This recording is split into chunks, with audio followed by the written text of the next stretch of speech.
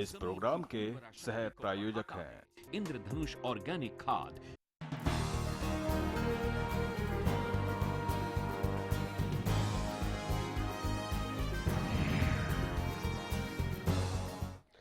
नमस्कार, बड़ी खबर के साथ मैं हूं गौरव के पांडे। गुरुग्राम डेवलपमेंट अथॉरिटी यानी कि GDA, इसको लेकर सियासत आज की बात नहीं है। इसको लेकर सियासत पिछले कई सालों से हो रही है और ये डिमांड जो है कई सालों से उठती रही, दबती रही, उठती रही, दबती रही, और इन सब के बीच जो हुआ वो हम सबको पता है। ऐसे में अब CM खट्टर ने GDA को हरी झंडी दे दी और कह दिया कि मैं इसकी औपचारिक घोषणा आज से करता हूं। ऐसे में इससे गुड़गांव के डेवलपमेंट में कितना फर्क पड़ेगा, इसी पर आज हम करेंगे चर्चा। और इससे पहले ये क्यों नहीं किया गया, इसको भी जानने समझने की हम करेंगे कोशिश।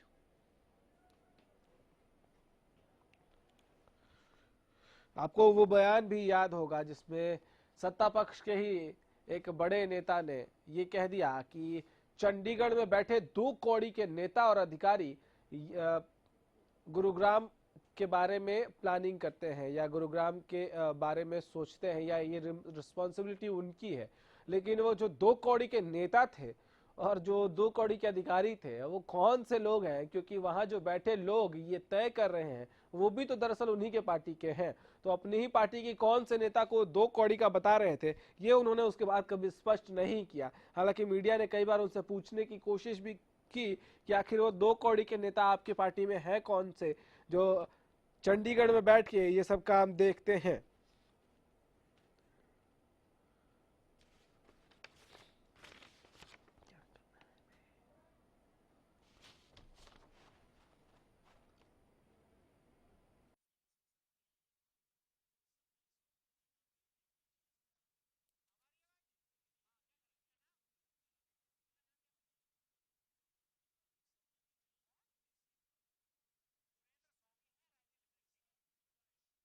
सुरेंद्र स्वामी जी पॉलिटिकल एक्सपर्ट के तौर पर हमारे साथ स्टूडियो में मौजूद हैं। सुरेंद्र जी, एक बात बताइए कि इसको अब मंजूरी देना और इसको अब तक मंजूरी ना मिलना, दोनों के कारण क्या रहे हैं? देखिए, गुरुग्राम जो है कोई अब NCR का टाउन नहीं है। ये अपने आप में एक बड़ा शहर बन चुका है, एक कॉस्मोपॉलिटन शहर बन गया है और बहुत जल्द ये मेट्रो के बराबर इसकी गिनती होने लगेगी। ठीक है। तो इसलिए ये तो बहुत ज़रूरी था कि यहाँ पर एक कोऑर्डिनेटिंग अथॉरिटी होनी चाहिए जो पूरे गुरुग्राम को लेकर के और इसके विकास और इसकी अन्य मैनेजमेंट, एडमिनिस्ट्रेशन, सर्विसेज, इन सब को वो देख सके। ठीक है। अभी तक नहीं हुआ। उसके पीछे एक कारण तो ये हो सकता है कि लोगों को बहुत ज़्यादा कोई इसमें दिलचस्पी नहीं, सरकारें बहुत प्रोएक्टिव नहीं होती हैं। और दूसरा जो लेकिन उस समय सरकारों में शामिल जो लोग थे जी, जो पर्टिकुलरली इस एरिया से जिनका ताल्लुक है, वो उस समय से ही डिमांड करते रहे। जी नहीं, इसमें क्या होता है कि जैसे अगर छोटी छोटी अलग अलग अथॉरिटीज होती हैं तो वो अथॉरिटीज की अपनी बपौती हो जाती है। अच्छा। वो अपने आप में काम करती हैं। उनके ऊपर यहाँ गुरुग्राम में बैठा हुआ कोई उनके ऊपर बड़ी अथॉरिटी अधिकारी नहीं है।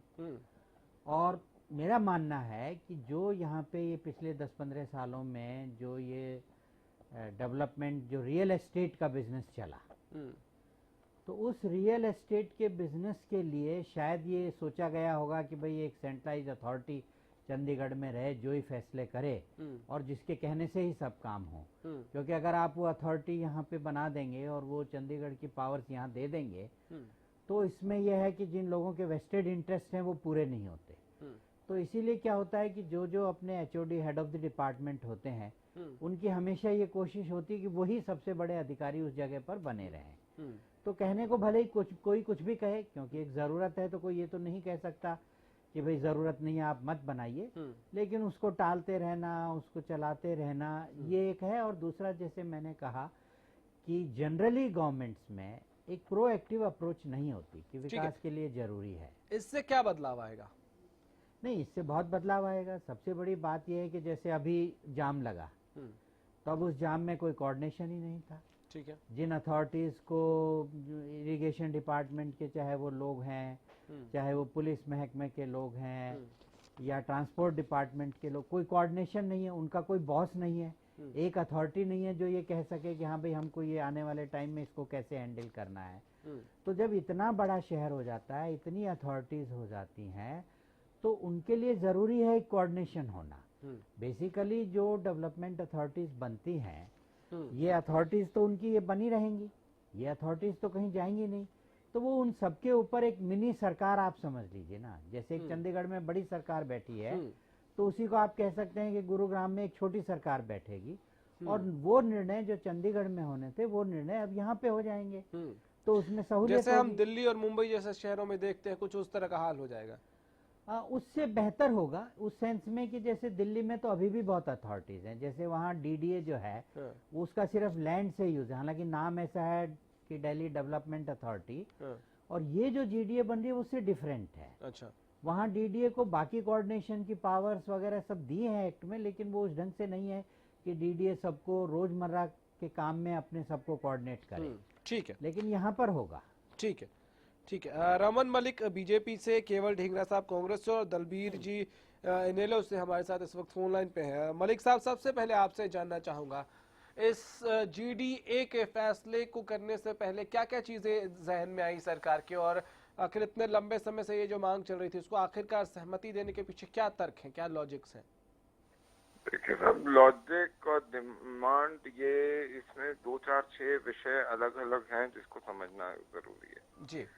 सबसे पहले जो गुड़गांव का इंफ्रास्ट्रक्चर बना हुआ है, जिस तरीके से, जिस तर्ज पे गुड़गांव बना था, जो उसके लक्ष्य थे, वो लक्ष्य मैं पहले भी बोल चुका हूँ, आज भी बोलता हूँ और खुल के बोल रहा हूँ कि वो लक्ष्य जनता की जेब और जनता की सहूलियत से ज्यादा अपनी जेब और अपनी सहूलियत पे बने थे।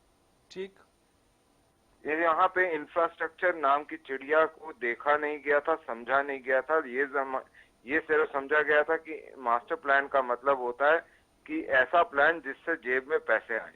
ठीक है। यहाँ पे मास्टर प्लानिंग का मतलब ये नहीं रहा कि जिस जगह पे आप एक शहर बसा रहे हैं, उस शहर को बसाने के पीछे आपका क्या उद्देश्य है, आपने उस शहर को कितनी आबादी के लिए बसाना है, किस प्रकार से उस जगह पे आबादी बढ़ेगी, आज क्या रहेगी, 50 साल बाद क्या रहेगी, 70 साल बाद क्या रहेगी, उसके सोर्सेज क्या रहेंगे पानी के, उसके बिजली के सोर्सेज क्या रहेंगे, उसमें जनता की सहूलियत के लिए ट्रांसपोर्टेशन के सोर्सेज क्या रहेंगे, उसके अंदर एक, मतलब आप कह रहे हैं कि प्लानिंग की जो है बात, वो प्लानिंग, प्रॉपर प्लानिंग नहीं की गई।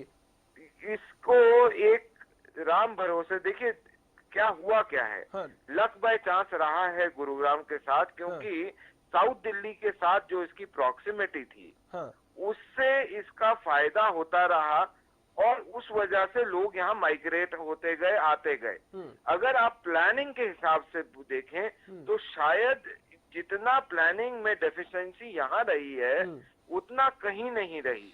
तो आज के समय पे उस प्लानिंग को दुरुस्त करना इस प्रकार से कि जनता को भी सहूलियत रहे, जनता को ज्यादा तकलीफ ना करना पड़े। ठीक है, ठीक है। केवल ढींगरा साहब, आवाज मिल रही है आपको? जी मिल रही है सर। ऐसा क्यों किया आप लोगों ने?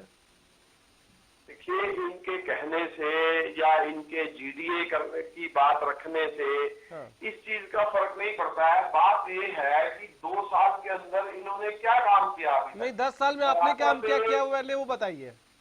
10 साल में आपने क्या काम किया वो मैं बताता हूँ। पहले आपने बड़ी बड़ी बिल्डिंगें बनवा दी, सड़कें चकाचक हो गई, लेकिन बरसात होते ही ये नालों में तब्दील हो जाते हैं। बड़ी बड़ी चकाचौंध बिल्डिंगों के बीच, एक मिनट सर सुनिए, पहले बात पूरी करने दीजिए। चकाचौंध सड़कों पर जब फर्राटेदार गाड़ियां दौड़ती हैं और ट्रैफिक जाम की समस्या होती है, खिड़की अगर खोल दें तो बदबू से आपकी नाक बंद हो जाएगी। सड़कों पर अगर पैदल चलने की कोशिश करें तो सुअर आपसे ज्यादा नजर आएंगे आसपास दौड़ते हुए। ये किया आप लोगों ने। देखिए, बात ये है, जो आसपास के गाँव है, जो आसपास का एरिया है जी, आप उसको खत्म तो नहीं कर सकते।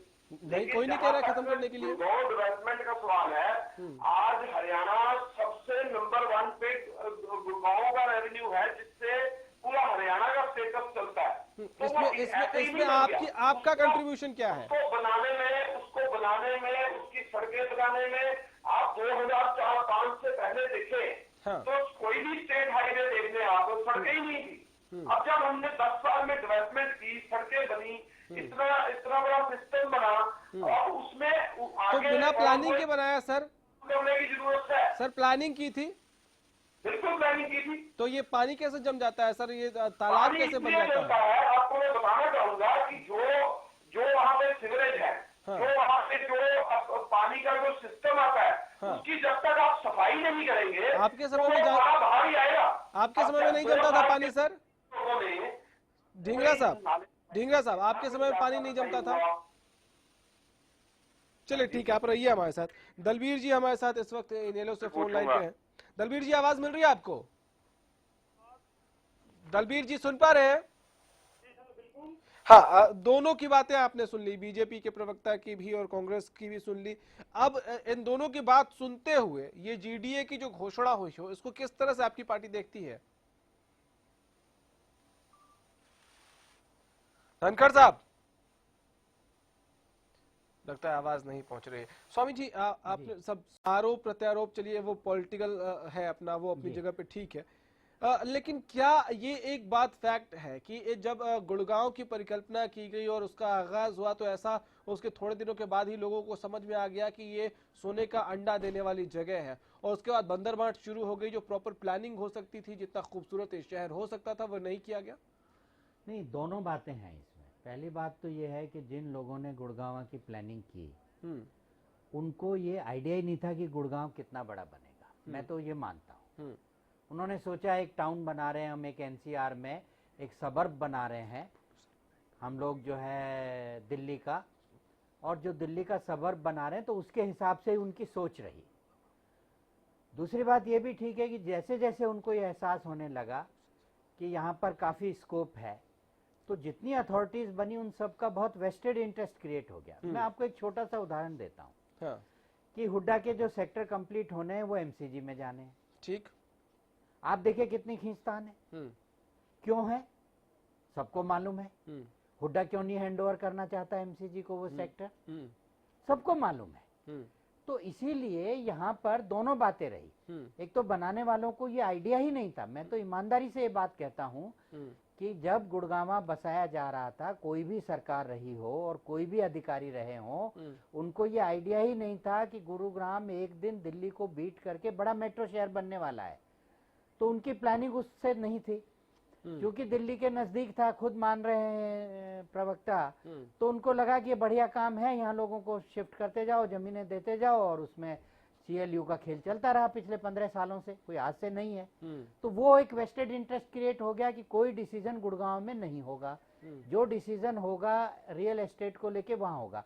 तो सारा जो फोकस है, जैसे ही आइडिया हुआ कि भाई ये मतलब यहाँ अच्छा काम है, कारोबार है, तो सारा फोकस रियल एस्टेट के डेवलपमेंट पे आ गया। ठीक है। उसके साथ जो इंफ्रास्ट्रक्चर का डेवलपमेंट होना चाहिए था, उसकी तरफ किसी ने ध्यान नहीं दिया। मलिक साहब, एक बात बताइए, क्या बदलाव होगा जीडीए से?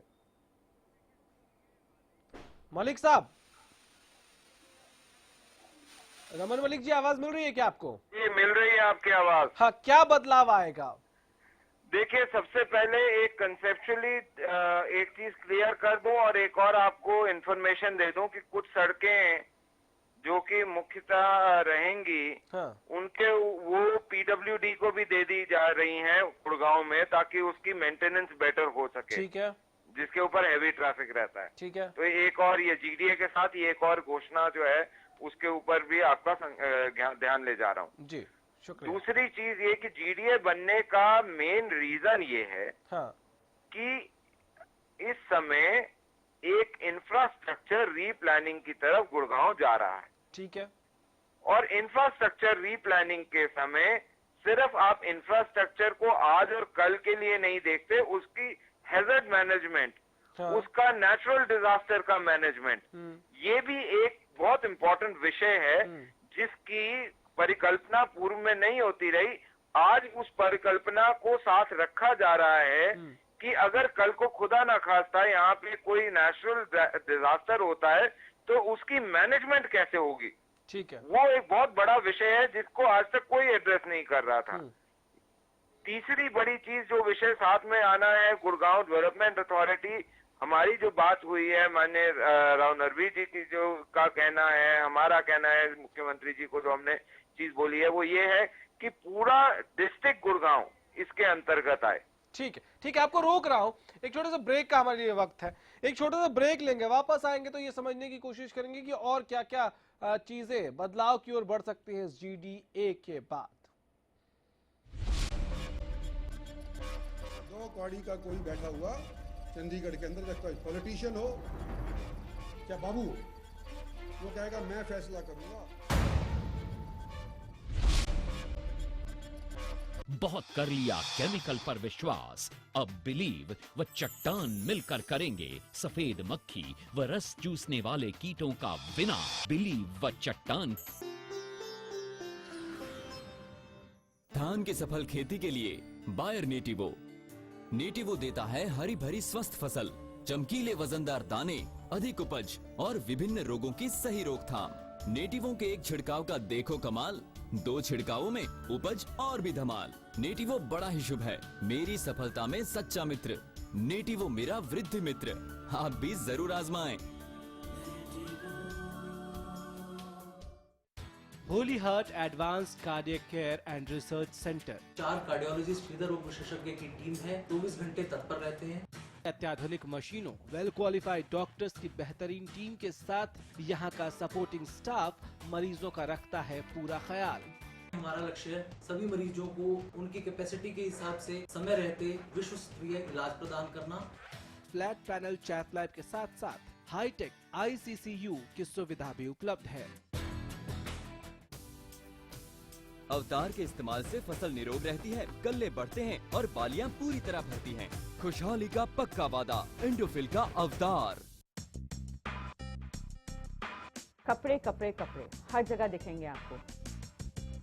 कौन सा लेंगे? कपड़ा बहुत सुंदर है, डमी पे बहुत अच्छा लग रहा है, आप पे नहीं जच रहा है। Believe me, welcome to suits you. यहाँ पर मैं आपके साथ बैठ के आपका पूरा वार्डरोब कलेक्शन चेक करूंगी। बंगला हो या शेरवानी, बिजनेस सूट्स हो या कुर्ता पजामा, हर चीज में आप अच्छे दिख सकते हैं। मेरा नाम है शालिनी और मैं हूं आपकी स्टाइलिस्ट, पर्सनल स्टाइलिस्ट।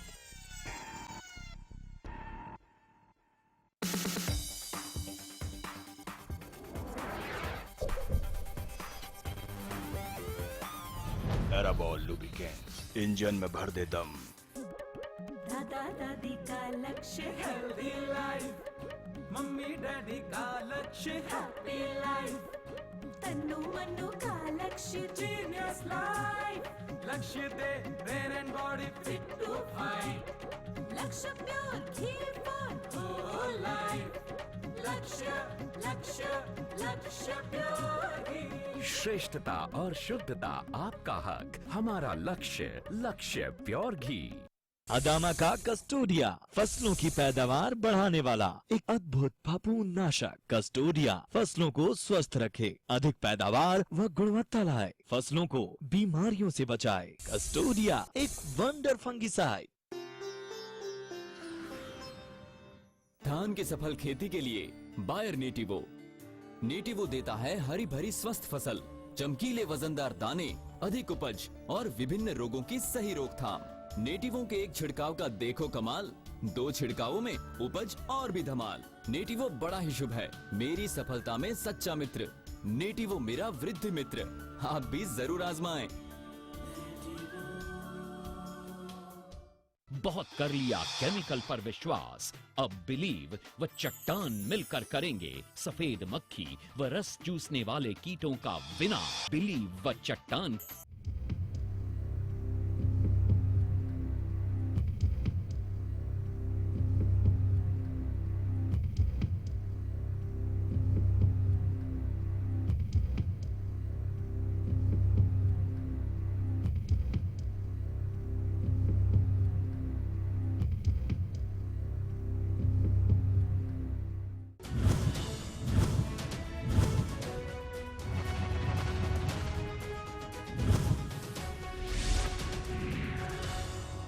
छोटी सरकार।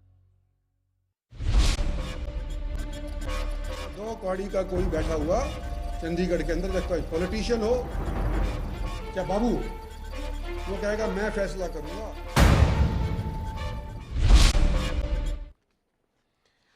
चलिए ब्रेक के बाद स्वागत है आपका। सुरेंद्र स्वामी जी हमारे साथ स्टूडियो में मौजूद हैं और केवल ढींगरा साहब फोन लाइन पे मौजूद हैं। सुरेंद्र जी, पहले आपसे जानना चाहूंगा, ये जो हम बदलाव की बात कर रहे हैं और अब इस पर फैसला हुआ है, तो क्या इसमें कहीं ना कहीं योगदान उस बयान का भी है जिसमें इंद्रजीत ने कहा था कि 2 कौड़ी के नेता और अधिकारी चंडीगढ़ में बैठ के गुड़गांव के लिए प्लान बनाते हैं? नहीं, देखिए वो तो उनका दर्द था। हाँ। और जो अभी मलिक साहब कह रहे थे कि साहब अब ये गुड़गांव आप बदलाव की ओर चेंज की ओर, ऐसा नहीं है। गुड़गांव तो बदलाव की ओर 10 साल पहले हो जाना चाहिए था।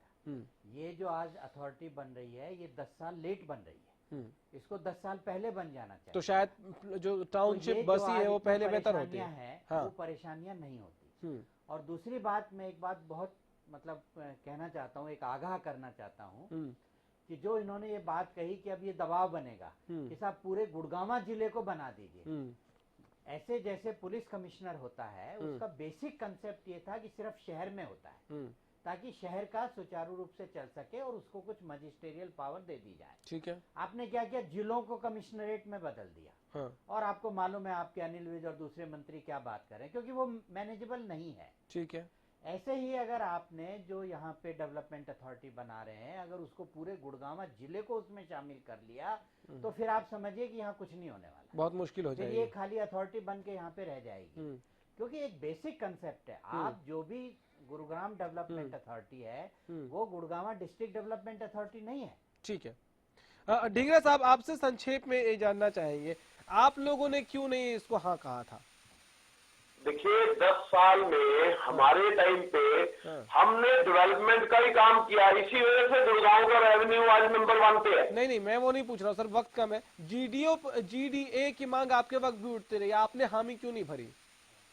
जीडीए की मांग की बात जहां तक मैं आपको बात करना चाहूंगा, जो गुड़गांव आप अभी पंचकुला डेवलप हो रहा है, इसी तरह से करनाल डेवलप हो रहा है, इसी तरह से पानीपत डेवलप हो रहा है। हमने हुड्डा के सेक्टर बनाए हर एक जगह और हरियाणा अर्बन डेवलपमेंट। मतलब आप ये कह रहे हैं कि इसकी जरूरत नहीं है? है जी, आपको लगता है इसकी जरूरत नहीं है? आप बताएं अभी जो बीजेपी के सर वक्त कम है, आपके पार्टी का पक्ष जानना चाहता हूँ, जीडीए की जरूरत है नहीं है? मैं आपको यही कहना चाह रहा हूँ कि जो अभी तक भारतीय जनता पार्टी के प्रवक्ता हुड्डा और जीडीए ने मुझे अपना डिफरेंशिएट बता दे कि ये इसमें ये डिफरेंशिएट है, तो वक्त नहीं है। बहुत शुक्रिया। स्वामी जी, एक 10 सेकंड का कमेंट आपसे चाहेंगे। क्या वो डर जो एक होता है कि एक और भ्रष्टाचार का अड्डा तो नहीं बन जाएगा? देखिए वो तो सरकार किसकी है और किस तरह चलाई जाती है, भ्रष्टाचार तो उस पर निर्भर करता है। कोई इंस्टीट्यूशन से न भ्रष्टाचार घटता है न भ्रष्टाचार बढ़ता है। लेकिन अगर इसका हम पॉजिटिव एस्पेक्ट देखें, और जो राव इंद्रजीत सिंह जी ने 2006 में इसको सही ढंग से लिया था कि एक कोऑर्डिनेटिंग अथॉरिटी होनी चाहिए। बहुत शुक्रिया सर आपका, वक्त कम है इसलिए आपको रोक रहा हूँ। लेकिन ये सवाल जो है, इस सवाल का जवाब ढूंढना पड़ेगा और इस सवाल का जवाब मिल जाएगा थोड़े वक्त के बाद कि जीडीए के आने से क्या परिवर्तन होगा और क्या परिवर्तन नहीं होगा। फिलहाल इतना ही, नमस्कार। 2 कौड़ी का कोई बैठा हुआ चंडीगढ़ के अंदर देखता है पॉलिटिशियन हो क्या बाबू, वो कहेगा मैं फैसला करूंगा।